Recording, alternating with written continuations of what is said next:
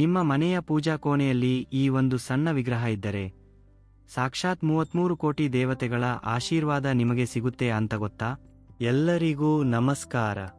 ಹಸುವಿನಲ್ಲಿ 33 ಕೋಟಿ ದೇವತೆಗಳು ವಾಸಿಸುತ್ತಾರೆ ಎಂದು ನಂಬಲಾಗಿದೆ. ಮುಕ್ಕೋಟಿ ದೇವತೆಗಳನ್ನು ಏಕಕಾಲದಲ್ಲಿ ಪೂಜಿಸುವುದು ಸಾಧ್ಯವಿಲ್ಲದ ಮಾತು. ಆದರೆ ಒಂದು ಗೋಮಾತೆಯನ್ನು ಪೂಜಿಸಿದರೆ 33 ಕೋಟಿ ದೇವತೆಗಳ ಅನುಗ್ರಹ ತಕ್ಷಣ ಲಭಿಸುತ್ತದೆ. ಹಸುವಿನ ದೇಹದ ಪ್ರತಿಯೊಂದು ಭಾಗದಲ್ಲೂ ದೇವತೆಗಳು ನೆಲೆಸಿದ್ದಾರೆ.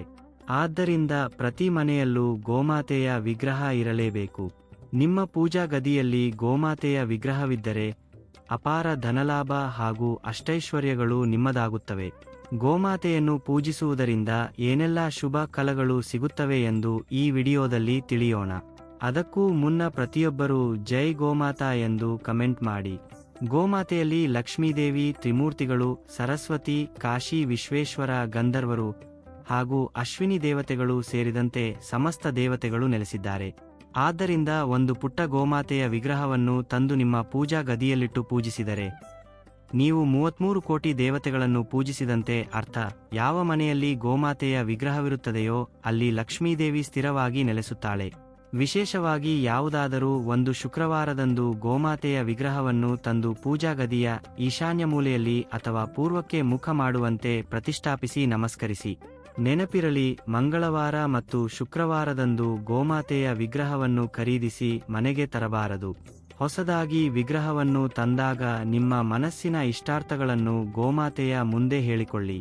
ನಮ್ಮ ಮನೆಗೆ ಪ್ರವೇಶಿಸಿ ನಮಗೆ ಸುಖ ಸಂತೋಷ ನೀಡು ಎಂದು ಪ್ರಾರ್ಥಿಸಿ. ವಿಗ್ರಹಕ್ಕೆ ಅರಿಶಿನ ಕುಂಕುಮದ ಬೊಟ್ಟು ಇಡಿ. ಮುಖ್ಯವಾಗಿ ಹಸುವಿನ ಹಿಂಭಾಗದಲ್ಲಿ, ಅಂದರೆ ಲಕ್ಷ್ಮಿ ನೆಲೆಸಿರುವ ಬಾಲದ ಮೇಲೆ ಕುಂಕುಮದ ಬೊಟ್ಟು ಇಡುವುದು ಶ್ರೇಷ್ಠ. ಪೂಜಾ ಗದಿಯಲ್ಲಿ ವಿಗ್ರಹವು ಯಾವಾಗಲೂ ಪೂರ್ವ ಅಥವಾ ಉತ್ತರಕ್ಕೆ ಮುಖ ಮಾಡಿರಲಿ. ವಿಗ್ರಹ ತರುವಾಗ ಮತ್ತೊಂದು ನಿಯಮವೆಂದರೆ ಒಂಟಿಯಾಗಿರುವ ಹಸುವಿನ ವಿಗ್ರಹ ತರಬೇಡಿ. ಕರುವಿಗೆ ಹಾಲುಣಿಸುತ್ತಿರುವ ಕಾಮಧೇನುವಿನ ವಿಗ್ರಹವನ್ನೇ ತರಬೇಕು. ವಿಗ್ರಹವನ್ನು ನೇರವಾಗಿ ನೆಲದ ಮೇಲೆ ಇಡಬಾರದು.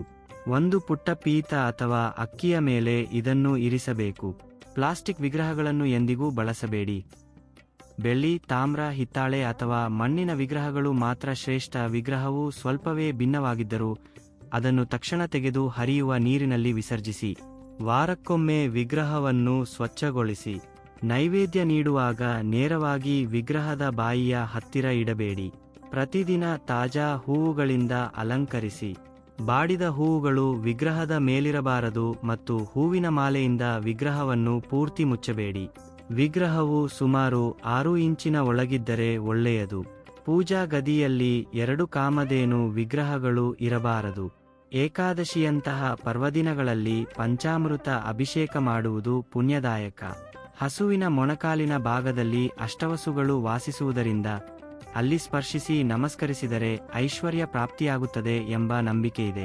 ಕೆಲಸದ ಮೇಲೆ ಹೊರಗೆ ಹೋಗುವಾಗ ಗೋಮಾತೆಯನ್ನು ಕಂಡು ಹೋದರೆ ಅಡೆತಡೆಗಳಿಲ್ಲದೆ ಜಯ ಸಿಗುತ್ತದೆ.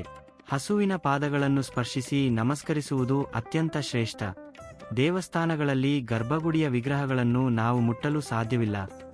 ಆದರೆ ಮನೆಯಲ್ಲಿರುವ ಗೋಮಾತೆಗೆ ಅಲಂಕಾರ ಮಾಡುವುದರಿಂದ ಮುಕ್ಕೋಟಿ ದೇವತೆಗಳನ್ನು ಅಲಂಕರಿಸಿದ ಪುಣ್ಯ ಲಭಿಸುತ್ತದೆ.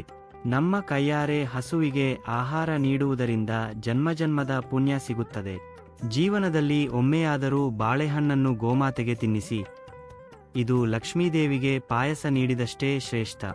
ಹಸುವಿಗೆ ಹಸಿರು ಹುಲ್ಲು ನೀಡಿದರೆ ಕುಟುಂಬದ ಕಷ್ಟಗಳು ದೂರವಾಗುತ್ತವೆ. ಬೆಲ್ಲ ತಿನ್ನಿಸಿದರೆ ಸೂರ್ಯಗ್ರಹದ ದೋಷಗಳು ನಿವಾರಣೆಯಾಗಿ ಸಮಾಜದಲ್ಲಿ ಗೌರವ ಹೆಚ್ಚುತ್ತದೆ. ನೆನೆಸಿದ ಕಡಲೆಕಾಳು ನೀಡಿದರೆ ಗುರು ಗ್ರಹದ ಅನುಗ್ರಹದಿಂದ ಆರ್ಥಿಕ ಅಭಿವೃದ್ಧಿಯಾಗುತ್ತದೆ. ವ್ಯಾಪಾರಸ್ಥರು ಗೋಧಿ ಹಿಟ್ಟಿನಲ್ಲಿ ಸ್ವಲ್ಪ ಬೆಲ್ಲ ಬೆರೆಸಿ ನೀಡಿದರೆ ಲಾಭ ಹೆಚ್ಚುತ್ತದೆ. ನೆನೆಸಿದ ಅಕ್ಕಿ ನೀಡಿದರೆ ಚಂದ್ರ ದೋಷ ನಿವಾರಣೆಯಾಗಿ ಮನಃಶಾಂತಿ ದೊರೆಯುತ್ತದೆ. ದೃಷ್ಟಿ ದೋಷವಿದ್ದರೆ ಕುಂಬಳಕಾಯಿಯನ್ನು, ಆರೋಗ್ಯ ಸಮಸ್ಯೆ ಇದ್ದರೆ ಹಸಿರು ಸೊಪ್ಪನ್ನು ಹಸುವಿಗೆ ತಿನ್ನಿಸಿ.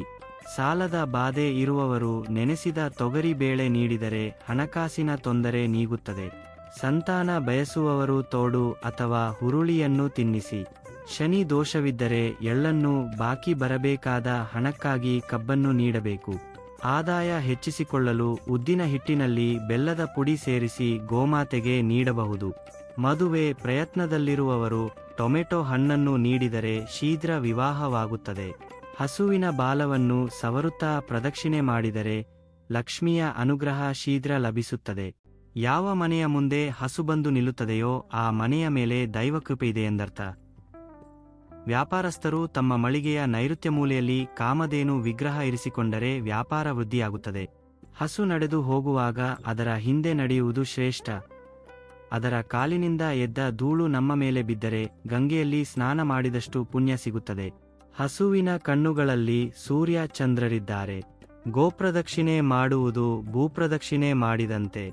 ಹಸುವಿನ ಗಂಗಡೋಲನ್ನು ಕುತ್ತಿಗೆಯ ಕೆಳಭಾಗ ಸವರುವುದರಿಂದ ಆಯಸ್ಸು ಹೆಚ್ಚುತ್ತದೆ ಮತ್ತು ಅಪಮೃತ್ಯು ಭಯ ದೂರವಾಗುತ್ತದೆ. ಸಂತಾನವಿಲ್ಲದವರು ಕಪ್ಪು ಹಸುವಿಗೆ ಬೆಲ್ಲ ನೀಡಬೇಕು. ಮನೆಯಲ್ಲಿ ಗೋಮೂತ್ರ ಪ್ರೋಕ್ಷಣೆ ಮಾಡುವುದರಿಂದ ನಕಾರಾತ್ಮಕ ಶಕ್ತಿ ದೂರವಾಗಿ ಲಕ್ಷ್ಮೀ ಪ್ರವೇಶವಾಗುತ್ತದೆ. ಹಸುವನ್ನು ಸವರುವುದರಿಂದ ರಕ್ತದೊತ್ತಡ ಕಡಿಮೆಯಾಗುತ್ತದೆ ಎಂದು ವಿಜ್ಞಾನವು ಹೇಳುತ್ತದೆ. ಮನೆ ಕಟ್ಟುವಾಗ ಮೊದಲು ಹಸುವನ್ನು ಒಳಗೆ ಕಳುಹಿಸಿದರೆ ವಾಸ್ತುದೋಷಗಳು ನಿವಾರಣೆಯಾಗುತ್ತವೆ. ಹಸುವನ್ನು ಹೊಡೆಯುವುದು ಅಥವಾ ಹೆದರಿಸುವುದು ದಾರಿದ್ರ್ಯಕ್ಕೆ ಕಾರಣವಾಗುತ್ತದೆ. ಈರುಳ್ಳಿ ಅಥವಾ ಬೆಳ್ಳುಳ್ಳಿಯನ್ನು ಹಸುವಿಗೆ ನೀಡಬಾರದು. ಅಡುಗೆಯ ನಂತರ ಮೊದಲ ತುತ್ತನ್ನು ಹಸುವಿಗೆ ನೀಡಿದರೆ ಅನ್ನಪೂರ್ಣೇಶ್ವರಿಯ ಕೃಪೆ ಸದಾ ಇರುತ್ತದೆ. ಪ್ರತಿ ಶುಕ್ರವಾರ ಹಸುವನ್ನು ಪೂಜಿಸುವುದರಿಂದ ಮನೆಯಲ್ಲಿ ಸಮೃದ್ಧಿ ಉಂಟಾಗುತ್ತದೆ. ಗೋಶಾಲೆಯಲ್ಲಿ ದೀಪ ಹಚ್ಚುವುದು ಲಕ್ಷ್ಮೀ ಕಟಾಕ್ಷಕ್ಕೆ ದಾರಿಯಾಗುತ್ತದೆ. ಹೀಗೆ ಗೋಮಾತೆಯನ್ನು ಪೂಜಿಸಿ ಅಷ್ಟೈಶ್ವರ್ಯಗಳನ್ನು ಪಡೆಯಿರಿ. ಈ ಮಾಹಿತಿ ನಿಮಗೆ ಇಷ್ಟವಾಗಿದ್ದರೆ ವಿಡಿಯೋವನ್ನು ಲೈಕ್ ಮಾಡಿ ಮತ್ತು ನಿಮ್ಮ ಆತ್ಮೀಯರೊಂದಿಗೆ ಶೇರ್ ಮಾಡಿ.